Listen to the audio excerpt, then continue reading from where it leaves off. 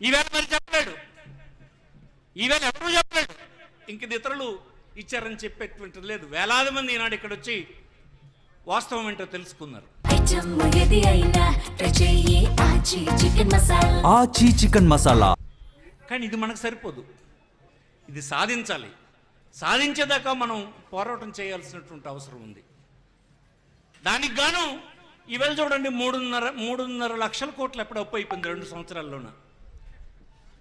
నేను అప్పటి నుంచి చెప్తుంది అదే కదా. హైదరాబాద్లో మనల్ని తరిమేసినప్పుడు మనం బాధపడింది దేనికి? హైదరాబాద్ అభివృద్ధి చెందుతుంది, మన తాలూకా రాజధాని అది, వచ్చినటువంటి డబ్బంతా అక్కడే పెట్టుబడి పెడుతున్నారు. ఆ పెట్టుబడి పెట్టడం వలన పోన్లే మన రాజధాని అభివృద్ధి చెందింది అని అనుకుంటే 65 సంవత్సరాల తర్వాత వారు వెళ్ళిపోమని చెప్పారు మనకి. మనం పొట్టి చేతులతో వచ్చేసాం. అంటే 65 సంవత్సరాలు ఒక ప్రభుత్వానికి లభించిన డబ్బంతా మీరు ఒక దగ్గర పెట్టేశారు. ఆనాడు కూడా మాకేం జరగల, వచ్చేసాం. మళ్ళీ ఇప్పుడు కొత్త రాజధాని అని ప్రారంభమైంది. ఈ రాజధానికే మళ్ళీ డబ్బంతా పెడతానని చెప్పి 3,50,000 కోట్లు 2 సంవత్సరాలు అప్పు చేశారు. ఇందులో 1,000 కోట్ల రూపాయలు ఈ బీద జిల్లాకు చంద్రబాబు నాయుడు గారు పెట్టారా అని అడుగుతున్నాను నేను. 1,000 రూపాయలు, 1,000 కోట్ల రూపాయలు ప్రజల ఆస్తిని పెంచేటువంటి కార్యక్రమం ఒక్కటైనా చేస్తారా? ఇంకా 3 సంవత్సరాలు కూడా ఇలాగే అయిపోతుంది. ఒక 6 కోట్లు 7 కోట్లు 5 సంవత్సరాలకు వాడుతారు, 100 లక్షల కోట్లు వాడేసే డబ్బంతా అక్కడ పెడతారు. అమరావతి అలాగే అభివృద్ధి చెందుతుంది. అంతా చెందిన తర్వాత అమరావతి చుట్టూన్న వాళ్ళు మనకేం చెప్తారంటే, మీరు మళ్ళీ అమరావతి వదిలేసి వెళ్ళిపోయండి అని చెప్పి హైదరాబాద్ లాగా వాళ్ళు కూడా అంటారు. అనరా? ఎప్పుడైనా ఒక ప్రాంతాన్ని మీరు నిర్లక్ష్యం చేస్తే అభివృద్ధి చెందిన ప్రాంతం వాళ్ళు ఏదో ఒకరోజు ఆ మాట అనక తప్పరు. మీరు సమానంగా అభివృద్ధి చేయాలన్నటువంటి సందేశం మనకు హైదరాబాద్ విడిపోయినప్పుడే మనకు అర్థమైంది కదా. హైదరాబాద్ పొరపాటు చేయడం వల్లే మనం నష్టపోయినాం మనకు తెలిసి మళ్ళీ ఇప్పుడు ఏర్పడిన ప్రభుత్వాలు ఏం చేస్తున్నాయి? నువ్వేం చేస్తావు, జగన్ ఏం చేశాడు? అందుకే జగన్ ఏం చేశాడు? ఈ పోర్ట్లన్నీ వివిధ ప్రాంతాల్లో, వెనుకబడిన ప్రాంతాల్లో కట్టాడు. 8 ఫిషింగ్ హార్బర్స్ శాంక్షన్ ఇచ్చారు. దాంట్లో మన జిల్లా వాడైనటువంటి అప్పలరాజు తాలూకా పట్టుదల పని కూడా అందులో ఉందని మీకు మనవి చేస్తుంది. ఈవేళ హార్బర్ మనకిచ్చినటువంటి హార్బర్ పని జరగలేదు. ఈ పోర్ట్ ఇక్కడ తగలడుతుంది, అక్కడ వంశధార ప్రాజెక్ట్ అలా ఆగిపోయింది. ఏంటి అసలు మీ ఉద్దేశం ఏంటి చెప్పండి? ఎందుకు మీతో మేము ఉండాలి? జగన్మోహన్ రెడ్డి ఎందుకు మెచ్చుకుంటామంటే అందుకే మెచ్చుకుంటాం.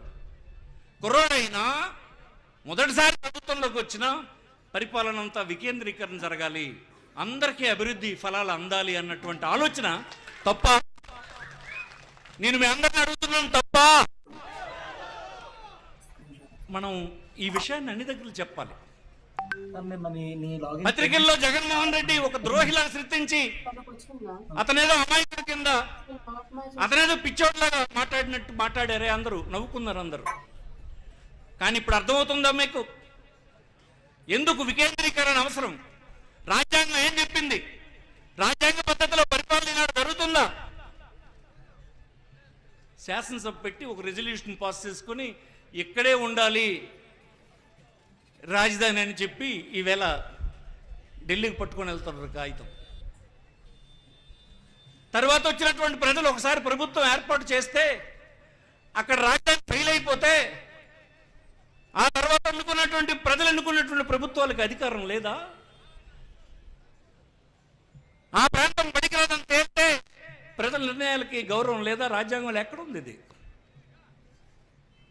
మన రాజధాని ఎన్నిసార్లు మారింది? మద్రాసు నుంచి ఎక్కడికి వచ్చింది? కర్నూలుకి వచ్చింది. కర్నూలు నుంచి ఎక్కడికి వచ్చింది? హైదరాబాద్కి వచ్చింది. హైదరాబాద్ నుంచి ఎక్కడికి వచ్చింది?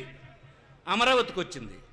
మరి అమరావతి నుంచి ఇంకో ప్రాంతానికి వెళ్ళదా? నువ్వు రాజ్యాంగంలో పెట్టేసి ఉంచేస్తావు మమ్మల్ని అందరినీ, అక్కడ ఉంచేస్తావు, ఇక్కడ జైల్లో పెట్టినట్టు మా అందరికి అక్కడ బంధించేస్తావు. ఇదేనా రాజ్యాంగం? ఇదే చెప్పిందా? ఇది కరెక్ట్ కాదని మనం వచ్చేస్తుంది. ఉద్దానం ప్రాంతంలో చాలా మంది ఈవేళకి చనిపోతున్నారు, ఈవేళ కూడా చనిపోతున్నారు. ఏం చేయాలో దుక్కుదాచినటువంటి బేదరికం అక్కడ ఉంది.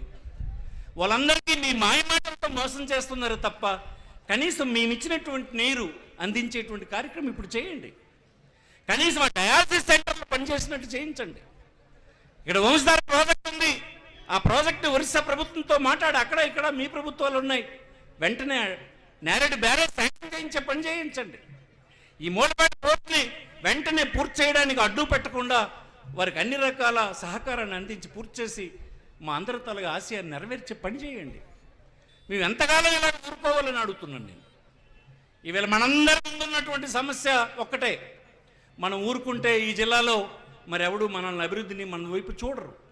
మన అందరం జిల్లా ప్రజలందరినీ ఒప్పించే పని చేయాలి. ఇక్కడ ఒక 10,000 మంది ఎట్టండి అయినాం, మనం అందరికి నచ్చ చెప్తాం. ఎన్ని రకాలుగా టీడీపీ ప్రభుత్వం వచ్చినప్పటి నుంచి మనల్ని మోసం చేస్తూ ఉంది. మనం ఇప్పుడున్నటువంటి మనకేంటి కర్తవ్యం, ఈ కర్తవ్యంలో ప్రజల్ని చైతన్యవంతులు చేసే పని చేయాలని ఈ సందర్భంగా మీకు మనవి చేస్తున్నాం. ఏమిరానంటే ఏం చెప్తుండ్రంటే బీచ్ ఒడ్డునట